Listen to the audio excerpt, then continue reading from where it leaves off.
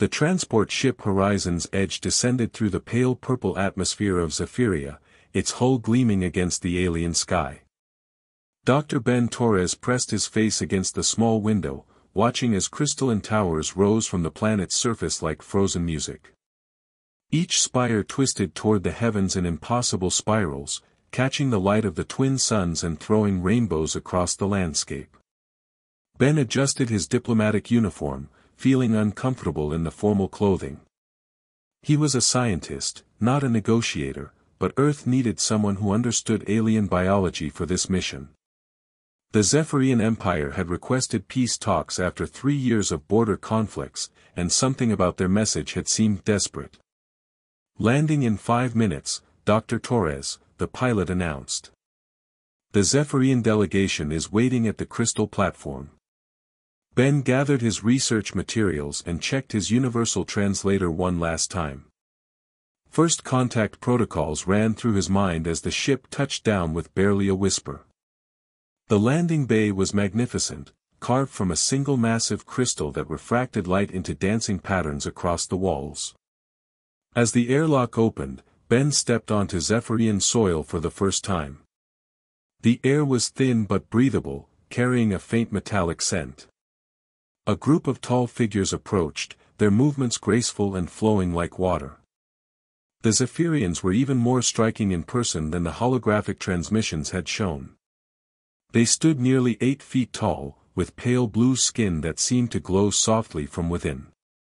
Their eyes were large and silver, reflecting light like mirrors, and their hair moved as if underwater despite the still air. They wore robes that shifted color as they walked, patterns flowing across the fabric like living art. "Welcome, Dr. Torres of Earth," said the lead figure, his voice melodic and strange. "I am Chancellor Barren, first speaker of the Zephyrian Council. We are honored by your presence." Ben bowed according to the diplomatic briefing he had received.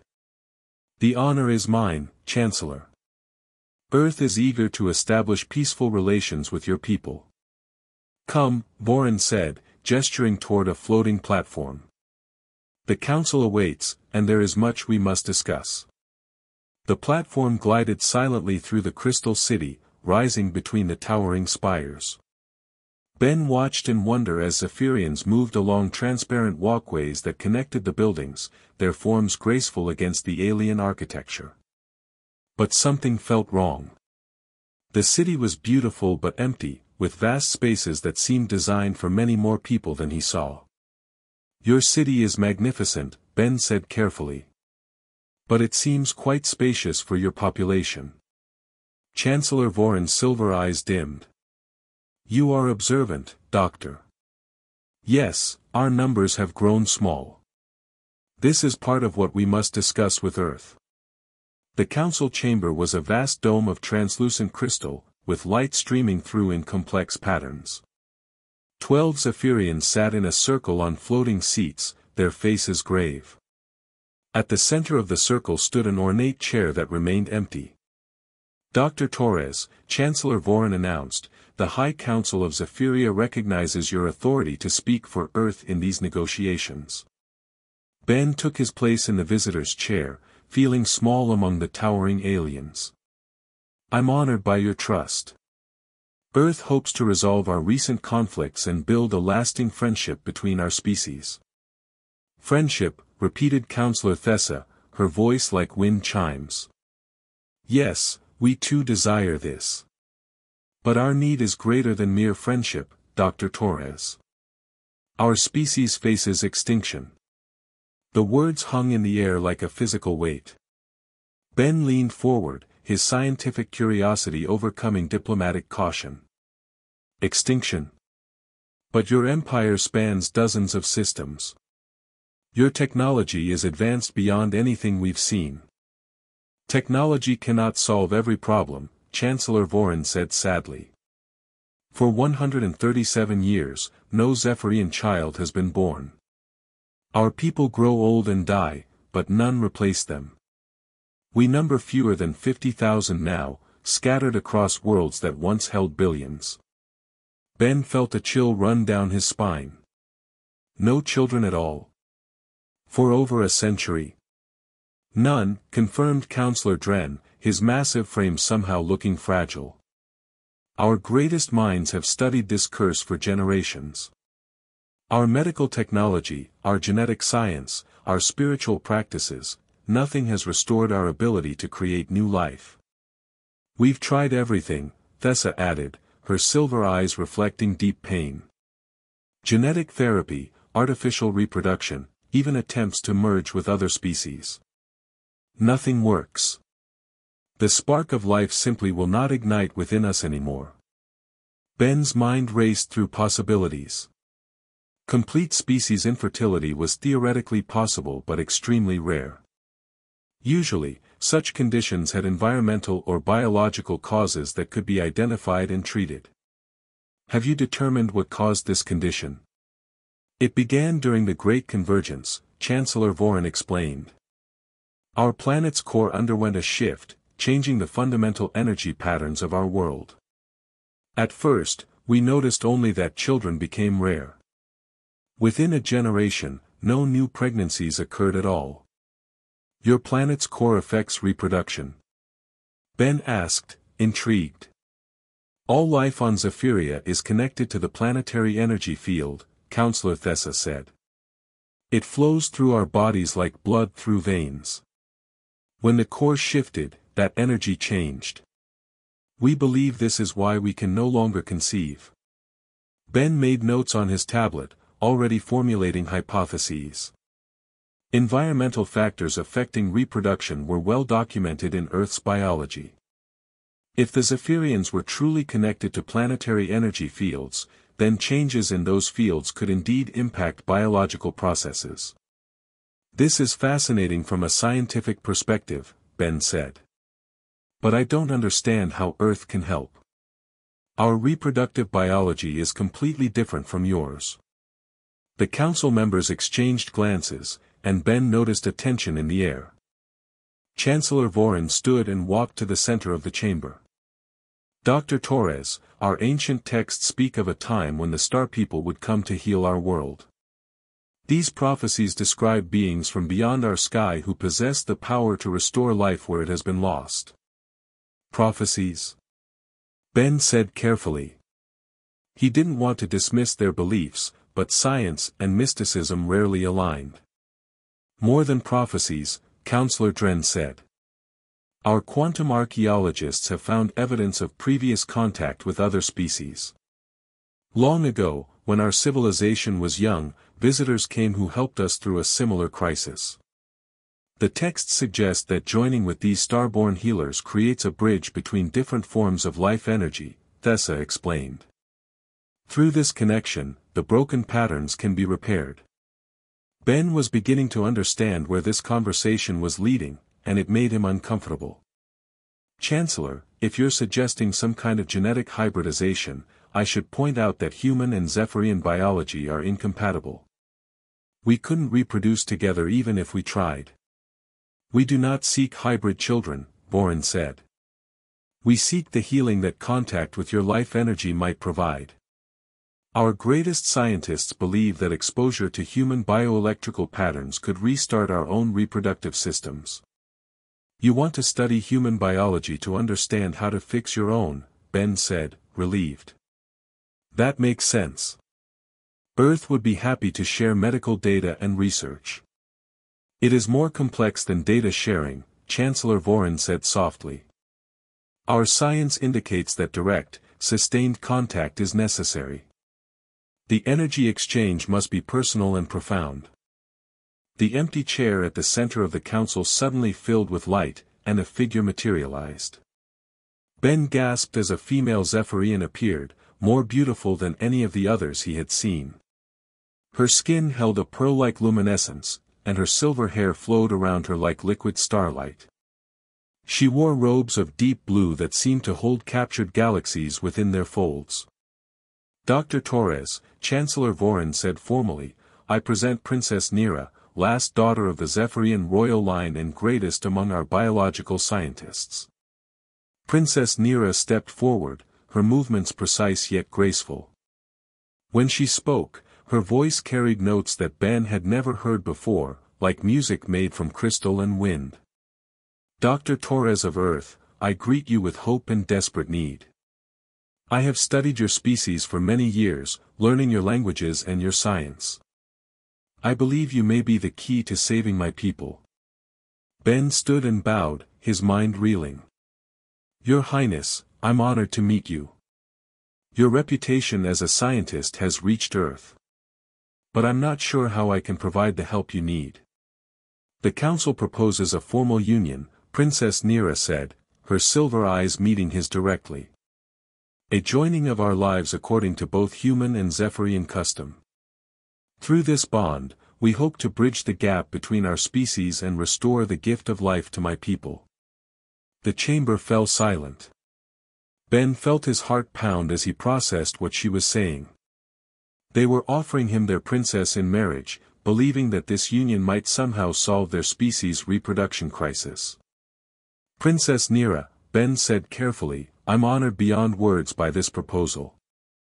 But marriage is a serious commitment, and I don't want to mislead you about my feelings or abilities. I do not ask for love, Princess Nira replied, though Ben thought he detected sadness in her voice. I ask for partnership in the service of my people. You are a healer, as the prophecies foretold. Together, we might find the answer that has eluded us for so long. Ben looked around the council chamber, seeing hope and desperation in every alien face. The weight of an entire species' survival rested on his shoulders. As a scientist, he was curious about the biological puzzle they presented. As a human being, he was moved by their plight. I need to understand more, Ben said. What exactly do you believe this union would accomplish? And what would it involve? Princess Nira gestured, and holographic displays filled the air around them. Ben saw complex diagrams of Zephyrian biology, energy flow patterns, and what looked like theoretical models of bioelectrical interaction. My research suggests that human neural patterns generate a specific frequency of bioelectrical activity, she explained. This frequency closely matches the energy signatures we detect in our ancient fertility cycles. By establishing a close biological connection with a human, I might be able to attune my body to these patterns and restart my reproductive systems. Ben studied the data, impressed by the sophistication of her research. You're talking about biofield interaction, the idea that living beings generate electromagnetic fields that can influence each other. Exactly, Princess Nira said, her eyes brightening. Humans call it the biofield.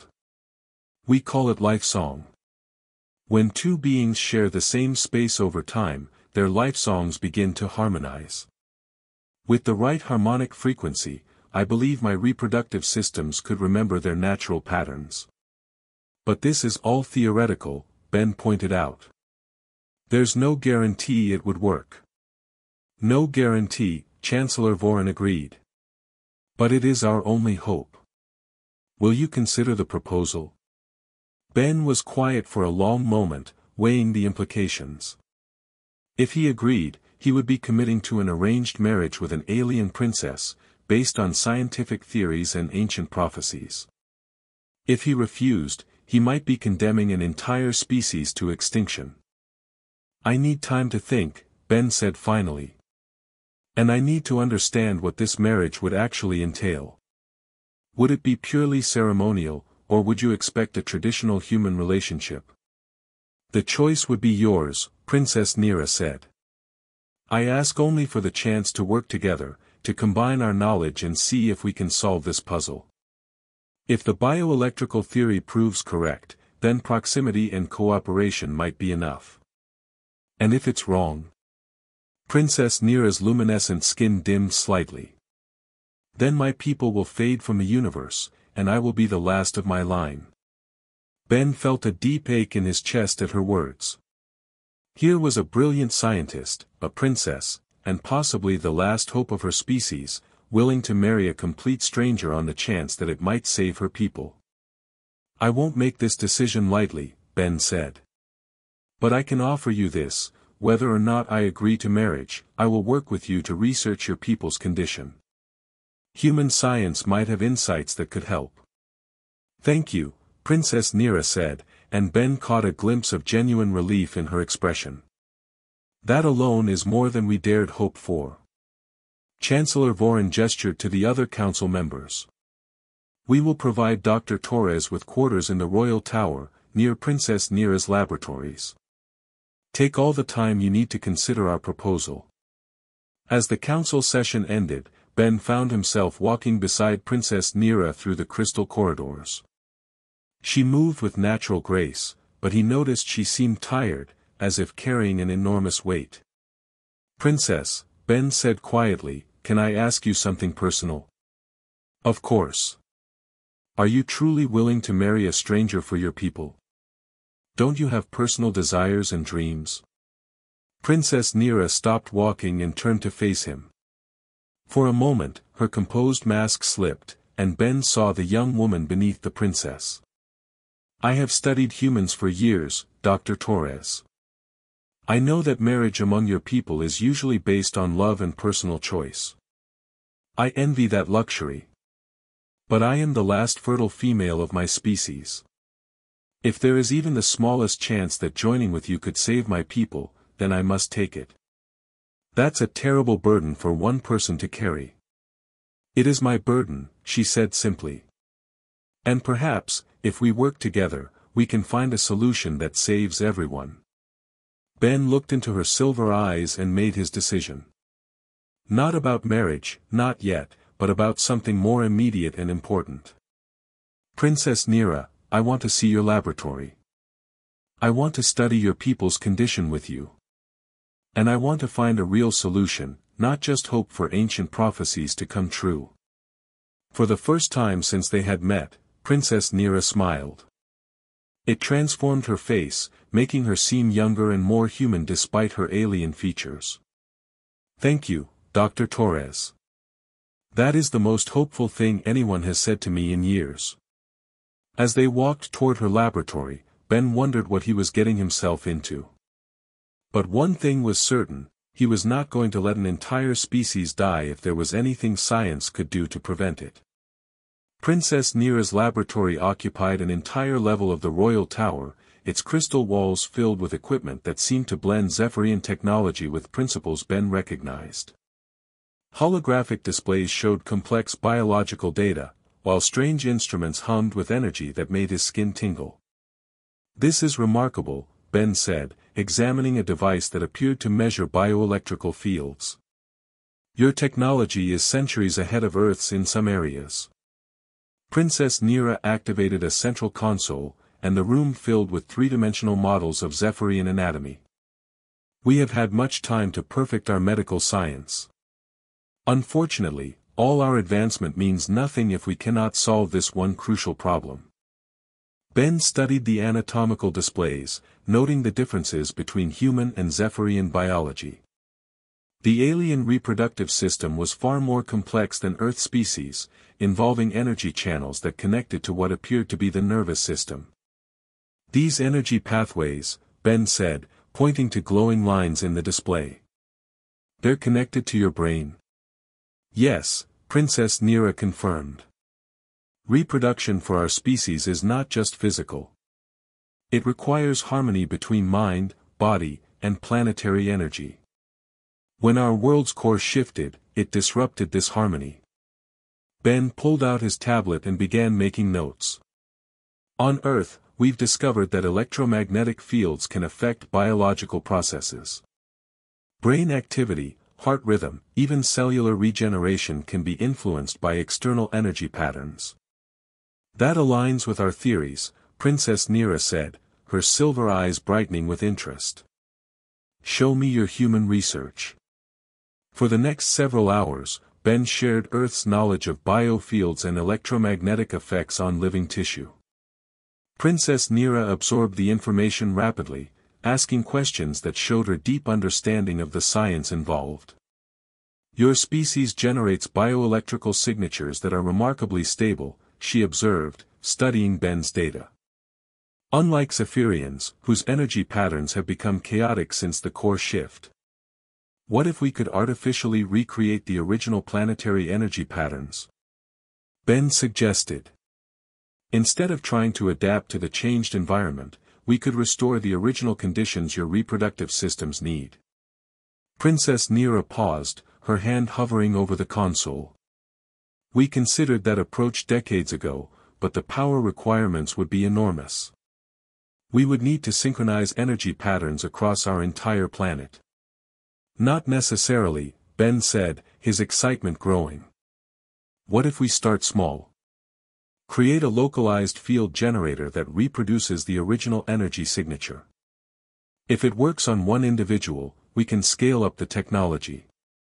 A bioresonance device, Princess Nira murmured, her fingers dancing across the controls. New displays appeared, showing theoretical energy patterns.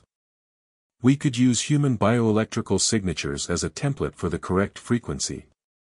Ben leaned forward, studying the projections. Your reproductive system needs a specific electromagnetic frequency to function. If I understand correctly, human neural activity naturally generates something close to that frequency. Very close, Princess Nira confirmed. My studies suggest that sustained exposure to human bioelectrical fields might help a Zephyrian nervous system remember its original patterns. Then let's build a device that can amplify and focus those fields, Ben said. We can test it under controlled conditions and see if the theory holds true. Princess Nira looked at him with something approaching wonder. You would risk your own bioelectrical health for this experiment? Science always involves calculated risks, Ben replied. Besides, if this works, it could save your entire species. That's worth taking chances. Over the following weeks, Ben and Princess Nira worked together to design and build their bioresonance device. Ben learned to use Zephyrian technology while teaching Princess Nira about human engineering principles. Their collaboration was seamless, each bringing strengths that complemented the other. The device itself was elegant in its simplicity.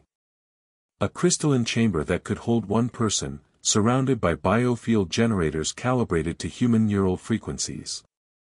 The crystal would amplify and focus the energy, creating an environment where Zephyrian biology might rediscover its natural patterns. The first test should be brief, Ben said as they prepared the device. Just enough to see if your cellular activity responds to the bioelectrical stimulation. Princess Nira nodded, though Ben could see nervousness in her silver eyes. If this fails, it may be our last hope. The council is growing desperate. Then we'll make sure it doesn't fail, Ben said firmly. Science requires patience and precision. We'll start small and work our way up. The first tests were encouraging. When Princess Nira entered the resonance chamber, monitoring equipment showed immediate changes in her neural activity. Her chaotic brain patterns began to stabilize, approaching the harmonic frequencies that the ancient Zephyrian texts described. It's working, Princess Nira whispered after the first successful session. I can feel the energy flowing through me like it did when I was young. Your cellular activity is definitely responding, Ben confirmed, studying the readouts. But we need sustained exposure to see if the changes become permanent. They began conducting daily sessions, with Princess Nira spending an hour each day in the bioresonance chamber while Ben monitored her biological responses. Gradually, her energy patterns stabilized, and her reproductive system began showing signs of reactivation. The neural pathways are rebuilding themselves, Princess Nira observed, reviewing the data after 2 weeks of treatments. My body is remembering how to create new life. Ben felt a surge of scientific excitement mixed with deeper emotion. They were actually succeeding. How do you feel? Any physical changes? Princess Nira touched her abdomen, her expression thoughtful. I feel alive in ways I had forgotten.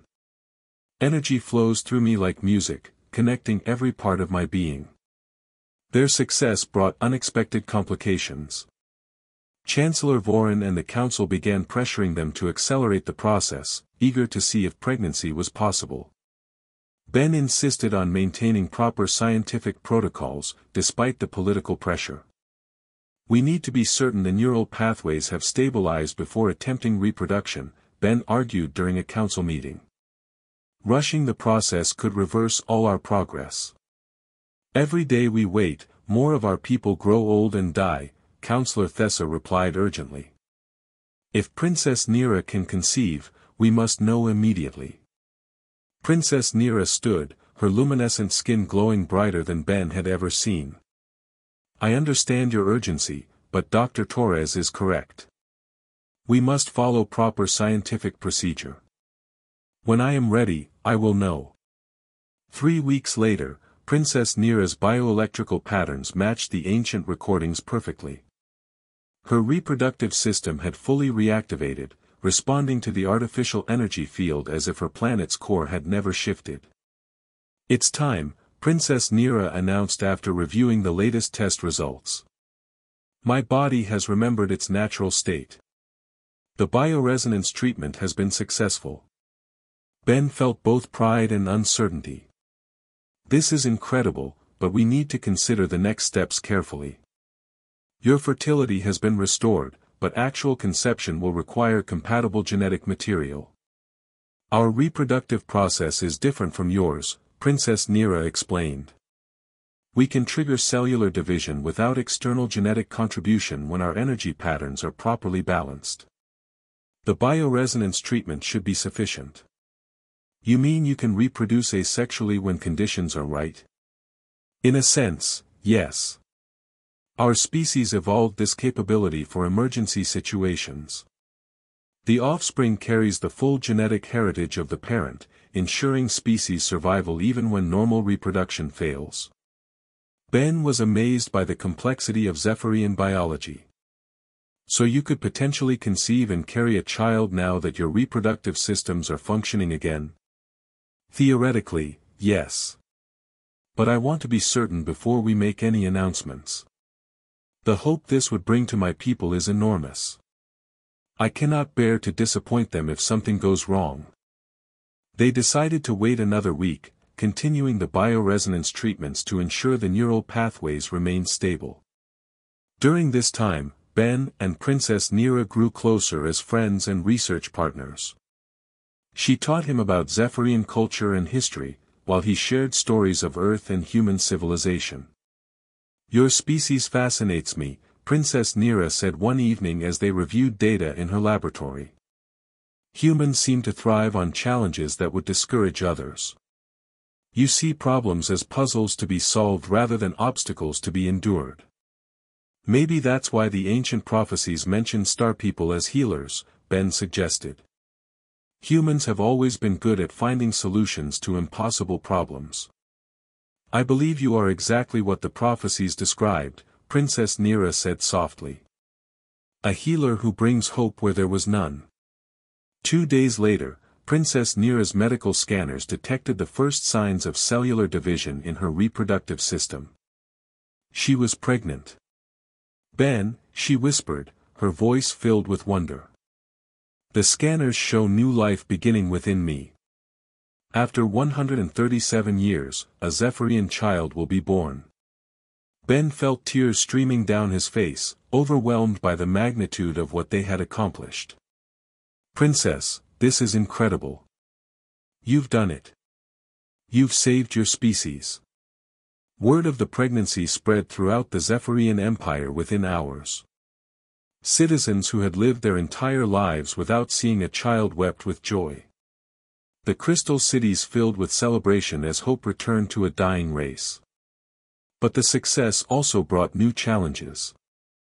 Earth's government was concerned about the implications of human technology enabling alien reproduction. Some officials worried about creating dependency relationships with other species. Dr. Torres, came a transmission from Earth's colonial administration. Your mission was to establish peaceful relations, not to fundamentally alter alien biology. We need detailed reports on everything you've done. Ben found himself caught between two worlds, each with valid concerns about the future. He spent hours composing reports that explained the science behind their success while emphasizing the voluntary nature of the collaboration. Meanwhile, Princess Nira's pregnancy progressed normally according to Zephyrian standards. The bioresonance treatments had not only restored her fertility but had also ensured that her child would develop with proper energy patterns intact. The baby's bioelectrical signature is perfect, Princess Nira reported during her regular medical examinations. The neural pathways are forming exactly as they should, following the ancient patterns. And your own health?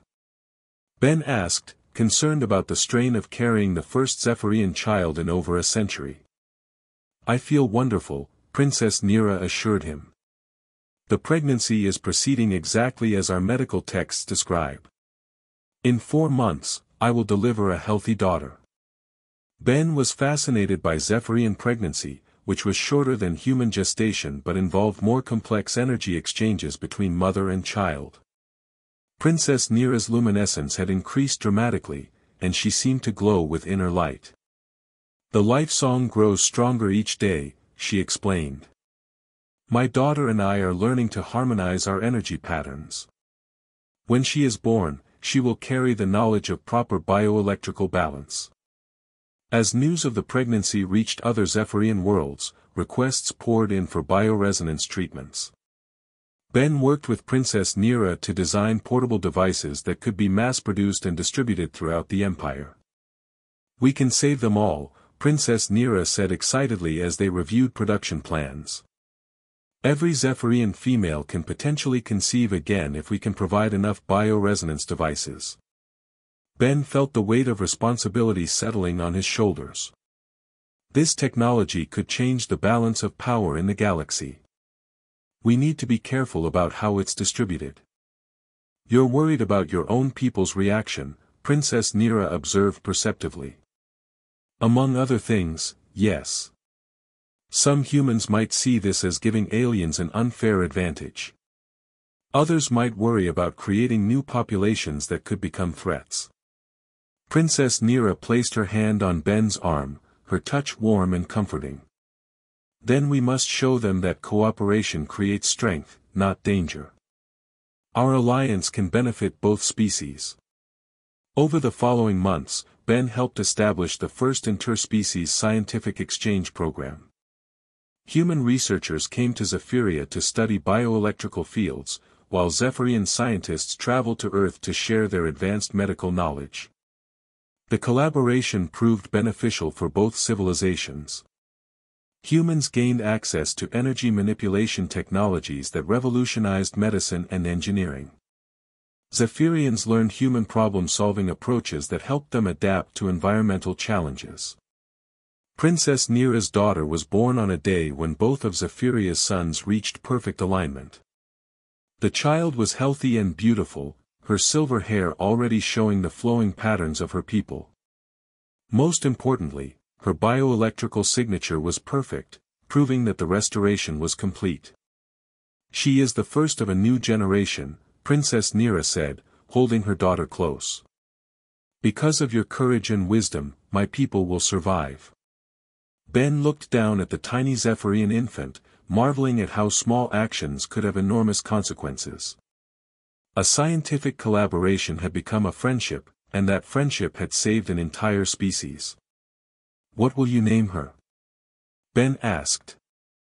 Nora, Princess Nira replied with a smile. It means, hope returned, in our language.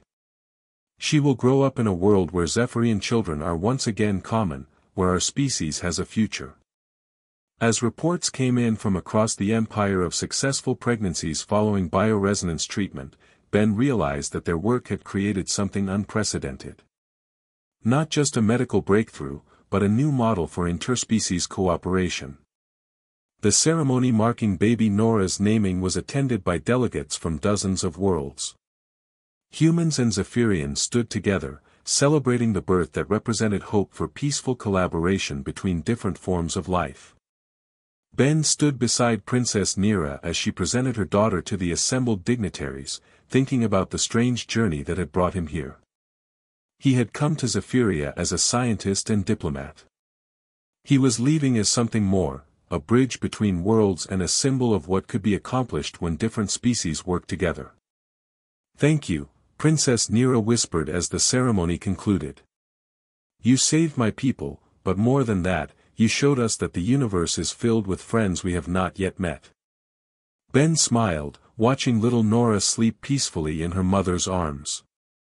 "Thank you for trusting a stranger with something so precious. This is just the beginning. Imagine what we can accomplish together in the future."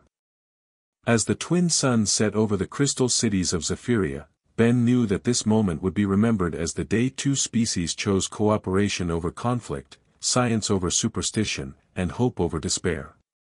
The future belonged to all of them now.